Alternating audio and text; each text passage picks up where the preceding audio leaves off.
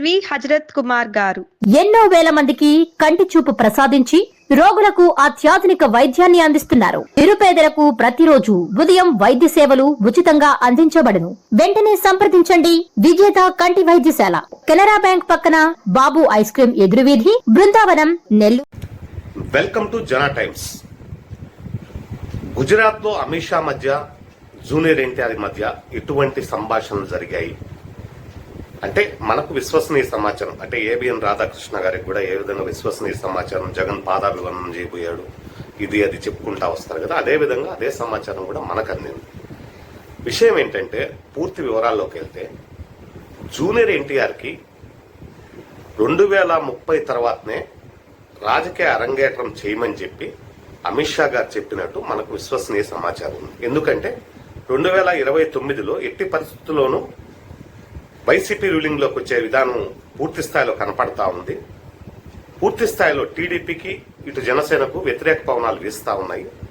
2030 తర్వాత మీరు గాని రాజకీయ అరంగేట్రం చేస్తే పూర్తి మద్దతు మాకు సంపూర్ణంగా, మీకు పూర్తి మద్దతు మేము ఇస్తాము. 2034 సమయానికి మీరు ఖచ్చితంగా ఒక బలమైన అభ్యర్థిగా ఏర్పడతారని అమిత్ షా గారు చెప్పినట్టు మనకు విశ్వసనీయ సమాచారం ఉంది. అంటే ఇప్పుడు రెండు బలమైన పార్టీలు ఉన్నాయి. అంటే ఒకటి బలం ఉన్నా కూడా బలహీనపడింది, ఇప్పుడు ఒక బలహీనంగా ఉన్న పార్టీ బలపడింది అనే ఉద్దేశంతో అమిత్ షా గారు పూర్తి స్థాయిలో జూనియర్ ఎన్టీఆర్ చెప్పినట్టు మనకు విశ్వసనీయ సమాచారం. అంతేకాకుండా ఇటు తెలంగాణలో కూడా మేము ఒంటరిగా పోటీ చేస్తామన్న దానికి అమిత్ షా గారు కూడా, దానికి ప్రధాన కారణం ఏంటంటే అల్లు అర్జున్ పెట్టుకుని ఒంటరి పోటీతో అల్లు అర్జున్ ముఖ్యమంత్రి అభ్యర్థిగా కూడా ఖరారు చేసి 2029లోనే రంగానికి సిద్ధం చేసినట్టు మనకు సమాచారం ఉంది. ఈ క్రమంలోనే ఇటు జూనియర్ ఎన్టీఆర్ కూడా వారి మామగారైన, అంటే అమ్మాయినిచ్చిన తండ్రి గారైన వారు కూడా ఇంతకు ముందు స్టూడియో అయిన అధినేత ఒక 2 ఛానల్ స్థాపించుకొని 2030లో కరెక్ట్ గా స్టార్టింగ్ ఇచ్చేస్తే ఎట్టి పరిస్థితుల్లోనూ 2034లో బలమైన అభ్యర్థిగా జూనియర్ ఎన్టీఆర్ నిలబడతారు.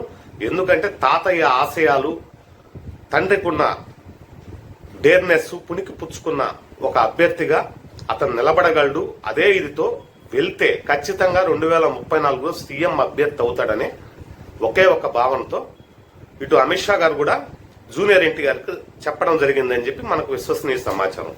ఇక రాబో కాలంలో, అంటే ఇప్పుడు కొన్ని రకాలు ఇటు TDP social media, TDP yellow media అప్పుడే జూనియర్ ఎన్టీఆర్ను తొక్కాలని చెప్పే ఒక ఉద్దేశం పూర్తి స్థాయిలో పాములు కదుపుతా ఉన్నారు. కానీ ఎంత తొక్కినా ఒక బంతిని కింద కొట్టే కొద్దీ పైకి ఎగురుతానే ఉంటుంది. ఆ జూనియర్ ఎన్టీఆర్ పవర్ అది. ఎందుకంటే పాన్ ఇండియా స్టార్ అతను, ఎవరికి లేదా గుర్తింపు. నందమూరి వంశంలో కూడా ఒక ఎన్టీఆర్ గారు, ఆ దివంగత మహానేత, పేద ప్రజలకు ఎంతో మందికి అన్నం పెట్టాడు, ఎంతో మందికి సేవలు చేశాడు. కానీ పాన్ ఇండియా స్టార్ ఎవరు కాలేకపోయారు. ఆయన కుటుంబంలో, ఆయన వారసత్వంలో పునికి పుచ్చుకున్న జూనియర్ ఎన్టీఆర్కే ఈ బాధ్యత ఖచ్చితంగా భుజస్కంధాల పైన మోసినట్టు అవుతుంది అతను. అదేవిధంగా అతను క్రమశిక్షణ చర్య గాని క్రమశిక్షణతో ఉంటాడనే ఒక అభిప్రాయం కూడా చాలా మంది పబ్లిక్ లో ఉంది.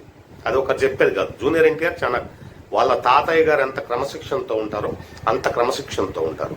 ఇదే క్రమంలోనే ఇటు జూనియర్ ఎన్టీఆర్ కు ఒక 2 ఛానల్ సపోర్టింగ్ ఇచ్చి కంపల్సరీ, ఎందుకంటే ప్రతి ఒక్కరికి ఉంది. జగన్ కు సాక్షి మీడియా ఉంది, సోషల్ మీడియా ఉంది, పవన్ కు ఒక 2-3 ఛానల్స్ ఉన్నాయి, ఇటు టీడీపీకి అయితే ఇంకా చెప్పనవసరం లేదు, ఎన్నో ఛానల్స్ ఉన్నాయి. అంటే ఉదయం నుంచి సాయంకాలం దాకా బాకాలు ఊతానే ఉంటారు.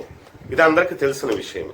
ఈ క్రమంలోనే ఇతను జూనియర్ ఎన్టీఆర్ కూడా చాలా పక్కాగా, చాలా ప్రణాళికగా చేసుకుంటూ వస్తున్నాడు. అంటే ఈ నెల 18వ తారీఖు ఏదో ఒక సేవ ఇదని చెప్పారు. కానీ అతని ఇంట్లో పూజ చేసుకొని ఆ రోజే పార్టీ, అంటే కొత్త పార్టీ కాదు, చాలా మంది తప్పుడు ఆలోచనలు 2029లో ఎప్పుడైతే టీడీపీ ఓడిపోద్దో 100% టీడీపీ జూనియర్ ఎన్టీఆర్ కైవసం, అంతే, దట్స్ ఆల్.